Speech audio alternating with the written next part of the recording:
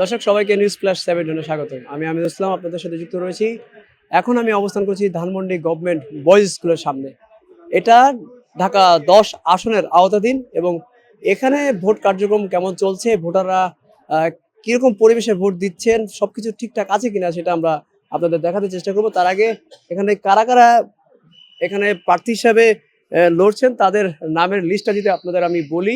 আপনারা দেখতে পাচ্ছেন রিটার্নিং অফিসার 183 ঢাকা 10 সংসদীয় আসন।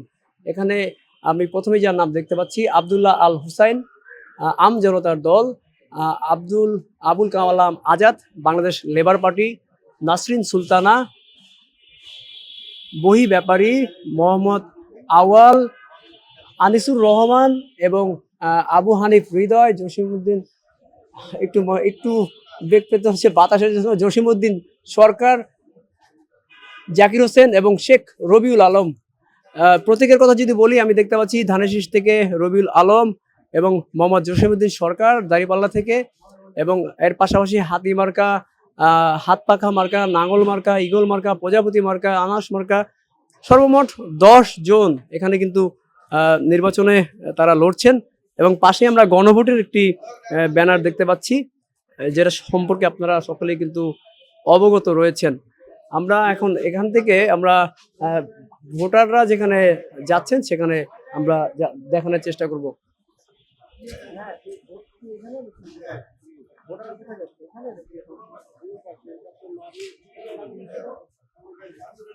দর্শক, আমরা এখন সামনে এগিয়ে যাব, যেখানে পুরুষ ভোটাররা রয়েছে।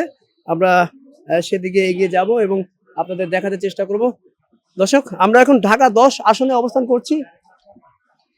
ঠিক এখান থেকে কিন্তু আপনাদের দেখাতে চেষ্টা করছি। আমরা ঢাকা 10 আসনে এখন অবস্থান করছি দর্শক, এবং আপনাদের এই আসনের সার্বিক পরিস্থিতি দেখাতে চেষ্টা করছি। আপনারা দেখতে পাচ্ছেন যে এখানে কিন্তু ভোটাররা আসছেন, তবে ভেতরে কি অবস্থা, কত পরিমাণে ভোটের কাস্টিং হয়েছে সেটা কিন্তু আমরা আপনাদের দেখাতে চেষ্টা করব।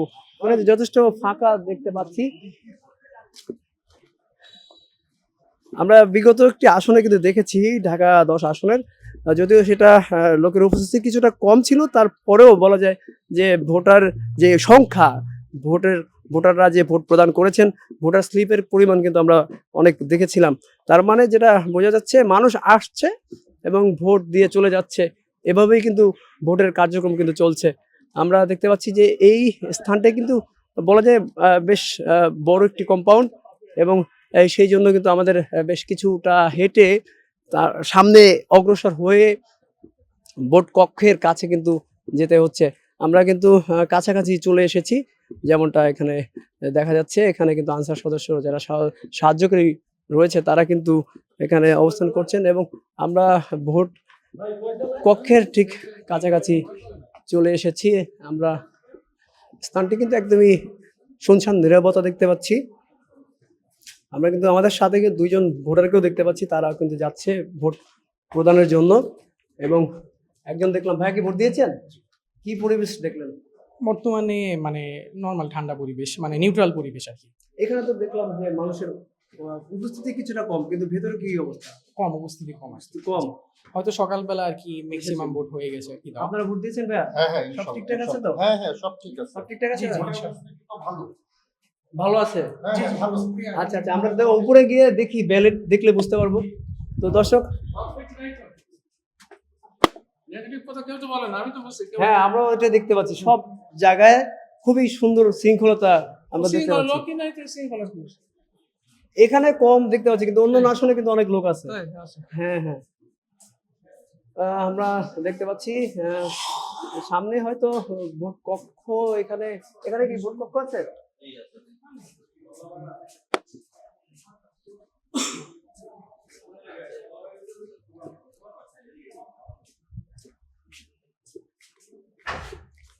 আমরা ভোট কক্ষের সামনে কিন্তু অবশেষে আসলাম।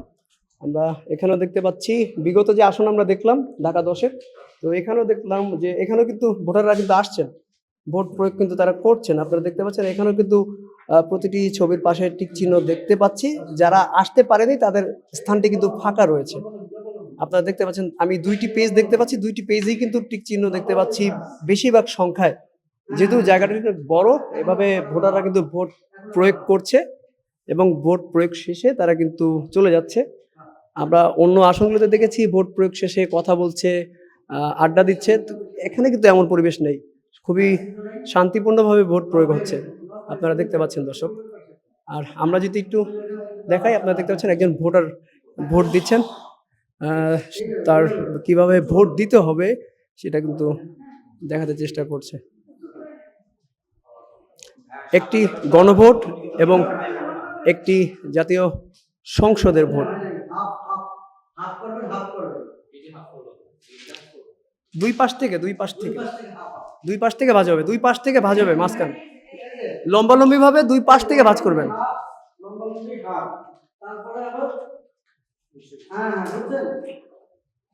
তো দর্শক, দেখতে পাচ্ছেন ভোটাররা কিন্তু ভোট দিচ্ছেন। আমরা দেখতে পাচ্ছি ব্যালটে গণভোটের যেই স্লিপ সেটা কিন্তু তিনি ভিতরে প্রবেশ করিয়েছেন এবং এখন কিন্তু সংসদের যে ভোট, জাতীয় সংসদের, সেটা কিন্তু তিনি ভাঁজ করে ভেতরে প্রবেশ করাচ্ছেন। এবং আমরা কিন্তু এখানেও দেখতে পাচ্ছি যে যেই ব্যালটের যে অংশগুলো, একটু দাঁড়াবেন বা একটু কথা বলবো, একটু দাঁড়াবেন এখানে। এখানে যে ব্যালটের অংশগুলো দেখতে পাচ্ছি, এখানেও কিন্তু দেখা যাচ্ছে যে বেশ খানিকটা অংশ কিন্তু কাস্টিং হয়ে গিয়েছে। আর বাদবাকি যারা এখনো আসেনি তারা কিন্তু আসবে, তখন সেটাও কিন্তু কাস্টিং করা হবে। প্রতিটি স্থানে কিন্তু একই চিত্র আমরা দেখতে পাচ্ছি। আমরা এখানে একজন ভোটারকে দেখলাম ভোট দিতে, তার সাথে একটু কথা বলবো। ভাইয়া কি এবার প্রথম ভোটার? হ্যাঁ, প্রথম ভোটার। এর আগে তো ভোট দেওয়া হয়নি, কোনো ধরনের ভোট দেওয়া হয়নি। কেমন অনুভূতিটা কেমন লাগলো? প্রথম ভোট হিসেবে অনুভূতি অনেক অন্যরকম আর কি, ভালো। আপনার ফ্রেন্ডসরা কি আসেনি ভোট দিতে? আমার ফ্রেন্ডস আলাদা ভোট দিচ্ছে আর কি, একসাথে আসা হয়নি। আমি এখন অন্য জায়গায় পড়ালেখা করি তো এই জন্য। ও মানে কেন্দ্রটা আলাদা? হ্যাঁ, কেন্দ্র আলাদা। পরিবেশ কেমন মনে হলো? পরিবেশ ভালোই, মানে ভোটারদের সবকিছু জন্য। ঠিকঠাক হ্যাঁ, আছে? সব ঠিকঠাক আছে। আচ্ছা, তো দর্শক আপনারা শুনলেন, আমরা কিন্তু একজন ভোটারের থেকে জানলাম তার প্রথম ভোটার তিনি, এবারই তিনি প্রথম ভোট দিয়েছেন এবং আরও যারা ভোটার আছে তারা কিন্তু আসছেন, ভোট প্রয়োগ করছেন। দর্শক, আমরা এখন ঢাকা 10 আসনে অবস্থান করছি এবং এই মাত্র যেই ভোট কক্ষে আমি প্রবেশ করলাম, এখান থেকে কিন্তু আপনাদের সার্বিক পরিস্থিতি দেখাতে চেষ্টা করলাম। প্রতিটি আসনে কিন্তু একই পরিস্থিতি বিরাজ করছে এখন পর্যন্ত।